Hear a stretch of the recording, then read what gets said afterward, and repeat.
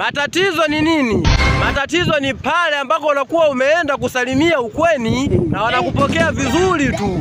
Usiku sasa umelala, tumbo la haja kubwa linakushika, na kwa bahati mbaya sasa unakuwa haujui choo kilipo. Hivyo unaamua kutoka nje kutafuta vichaka sehemu yenye majani, unajisaidia alafu unarudi kulala.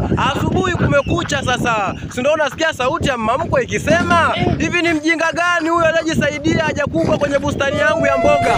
Na alivyo mpuuzi sasa, kaacha wallet yake hapa. Ilo unashtuka kujisearch wallet, kweli haipo. Na ndani ya wallet kuna passport, vitambulisho vyako, kadi ya benki na pesa kama 250 hivi, bila kusahau na funguo ya nyumbani umeweka ndani ya wallet. Walai, haya ndo matatizo sasa. Hivi unamjibu nini mama mkwe ili upate hiyo wallet? Komenti ziwe fupi, tunga tusikanyagane. Aishi mpaka iishe. Hata kibogoyo akifa anaacha pengo maishani. Umenunua utumbo sasa, haitakiwi uogope nzi.